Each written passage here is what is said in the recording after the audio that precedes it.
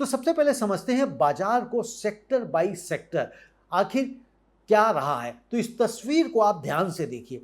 जो IT index है आज का ये स्टार परफॉर्मर रहा, वो 4.23% की तेजी, 1262 अंकों की छलांग। यह है आज की सबसे बड़ी और सबसे एक्साइटिंग खबर। आईटी इंडेक्स आज 1262 अंक उछला है। यह निफ्टी आईटी की रिसेंट हिस्ट्री में एक बड़ी सिंगल डे रैली है।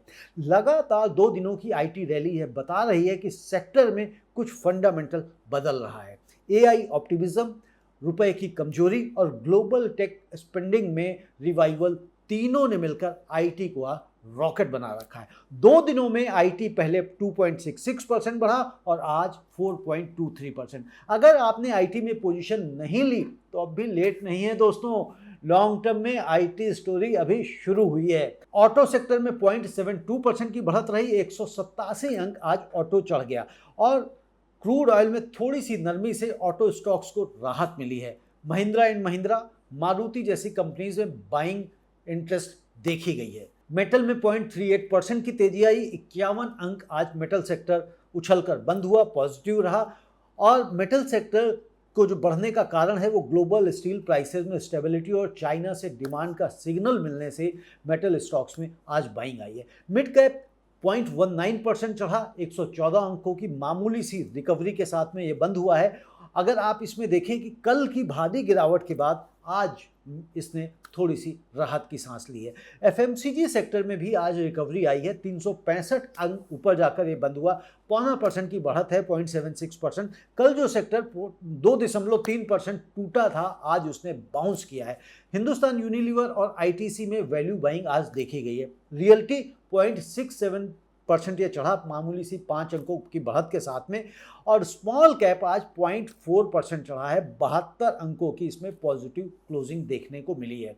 पीएसयू बैंक 0.55% चढ़ा, 43 अंकों की यहाँ पे आपको हल्की सी रिकवरी दिखाई दी है। और फार्मा की अगर दोस्तों हम बात करें तो फार्मा आज 0.86% लुढ़क गया, 207 अंकों की गिरावट रही। ये आज का अकेला सबसे बड़ा लूजर रहा है फार्मा, जो 207 अंक नीचे है। पिछले कुछ सेशंस में फार्मा रिलेटिवली स्टेबल था और आज प्रॉफिट बुकिंग और ग्लोबल हेल्थ केयर सेक्टर में कमजोरी ने आज इसको नीचे खींच लिया। निफ्टी प्राइवेट बैंक 0.22% नीचे रहा, 56 अंकों की कमजोरी दिखाई दी है। एफआईआई की सेलिंग का असर यहां अभी भी बना हुआ है। दोस्तों आज के सेक्टर परफॉर्मेंस से एक बड़ा पैटर्न साफ दिखाई देता है। वो क्या है कि एफएमसीजी ने बाउंस किया है, आईटी ने मैसिव रैली की है, ऑटो ने आज रिकवरी दिखाई है। सिर्फ फार्मा और प्राइवेट बैंक्स कमजोर रहे हैं। यह ब्रॉड बेस्ड रिकवरी का एक पॉजिटिव सिग्नल है। बाकी के सारे सेक्टर्स आज मजबूत रहे। अब दोस्तों समझते हैं कि बाजार ऊपर क्यों गया और इसके कारण क्या है। तो इसके एक नहीं 6 बड़े कारण हैं। जी हाँ दोस्तों, बाजार बिना कारण नहीं उठता और आज की रैली के पीछे कई ठोस कारण हैं। जैसे मैंने बताया कि 6, तो एक एक करके समझते हैं। तो कारण नंबर 1, एआई ऑप्टिमिज्म ने आईटी को दिए हैं पंख। और आज की रैली का सबसे बड़ा ट्रिगर था artificial intelligence. Global cloud software company Snowflake के बेटर देन एक्सपेक्टेड रिजल्ट्स ने यह मैसेज दिया कि इंटरप्राइज टेक्नोलॉजी स्पेंडिंग अभी कमजोर नहीं है। इन्वेस्टर्स ने समझा कि Indian IT companies TCS, Infosys, HCL tech AI adoption की इस वेव में बड़े बेनिफिशियरीज होंगे।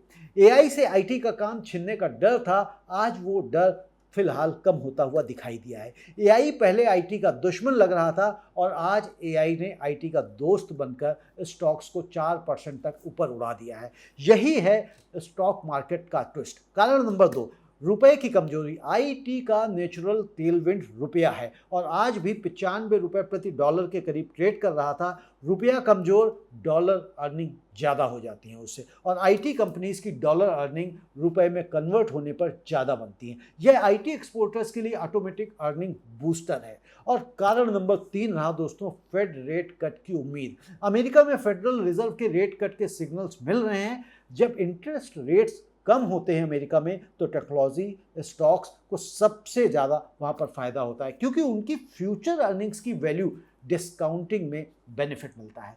आईटी स्टॉक्स ग्लोबली और इंडियन आईटी स्टॉक्स दोनों को इस सेंटीमेंट से सपोर्ट मिला है। फेड रेट कट का सिग्नल का मतलब है ग्लोबल टेक स्टॉक्स ऊपर, और ग्लोबल टेक स्टॉक्स के ऊपर होने का मतलब है इंडियन आईटी भी ऊपर। यह ग्लोबल इंटरकनेक्शन समझना इन्वेस्टिंग में बेहद जरूरी है। कारण नंबर 4, वैल्यूएशन। आईटी सस्ता मिल रहा था 2026 में। आईटी सेक्टर पहले करीब 19% गिरा था। इन्वेस्टर्स को लगा कि यह क्वालिटी सेक्टर डिस्काउंटेड वैल्यूएशन पर मिल रहा है। आपको याद होगा मैंने 2 दिन पहले भी कहा था, यानी कि फ्राइडे को, कि भैया सस्ता है ले लो। जब फंडामेंटली स्ट्रॉन्ग सेक्टर सस्ता हो तो स्मार्ट मनी वहां जाता ही है, और यही आज हुआ। कारण नंबर 5, डिप बाइंग। रिटेल और डीआईआई का सपोर्ट। सेंसेक्स 3 दिनों में 1600 अंक गिरा था। डीआईआई यानी कि डोमेस्टिक इंस्टीट्यूशनल इन्वेस्टर्स ने इस डिप में खरीदारी करी। म्यूचुअल फंड्स के एसआईपी फ्लोज ने सपोर्ट दिया। रिटेल इन्वेस्टर्स ने भी क्वालिटी स्टॉक्स में वैल्यू बाइंग की। और कारण नंबर 6, क्रूड ऑयल में थोड़ी नरमी। इजराइल लेबनान सिचुएशन पर डिप्लोमेसी के संकेत आने से क्रूड ऑयल में थोड़ी नरमी आई है। इससे ऑटो और एफएमसीजी सेक्टर्स को राहत मिली है, और ओवरऑल मार्केट सेंटिमेंट पॉजिटिव हुआ। अब बात समझते हैं दोस्तों ग्लोबल क्यूज की। तो दोस्तों आज ग्लोबल लेवल पर क्या हुआ यह जानना बेहद जरूरी है, और आज ही नहीं हमेशा जानना बहुत जरूरी है। आज एआई और टेक का ग्लोबल रिवाइवल, स्नोफ्लेक के स्ट्रॉन्ग रिजल्ट्स ने यह कॉन्फिडेंस दिलाया है कि एंटरप्राइज एआई स्पेंडिंग एक्सेलरेट हो रही है। ग्लोबल टेक स्टॉक्स में बाइंग आई है। नैस्डैक फ्यूचर्स पॉजिटिव रहे, और इसका डायरेक्टली फायदा इंडियन आईटी सेक्टर को मिला है। दोस्तों जब सिलिकॉन वैली में पॉजिटिविटी आती है तो बेंगलुरु और हैदराबाद के आईटी स्टॉक्स को सीधा बेनिफिट मिलता है। ग्लोबल टेक लिंकेज यही है। US Federal Reserve. दोस्तों rate cut signal US Fed के ऑफिशियल से कुछ डोविश स्टेटमेंट्स आए हैं, जिनसे यह संकेत मिला कि इंटरेस्ट रेट्स पीक हो चुकी हैं और आगे कट्स आ सकते हैं। यह ग्लोबली रिस्क ऑन सेंटिमेंट्स के लिए पॉजिटिव है। दोस्तों अगर वेस्ट एशिया की हम यहाँ बात करें तो थोड़ी डिप्लोमेटिक एक्टिविटी हुई है। इजराइल लेबनान कॉन्फ्लिक्ट पर इंटरनेशनल प्रेशर यहाँ पर बढ़ रहा है।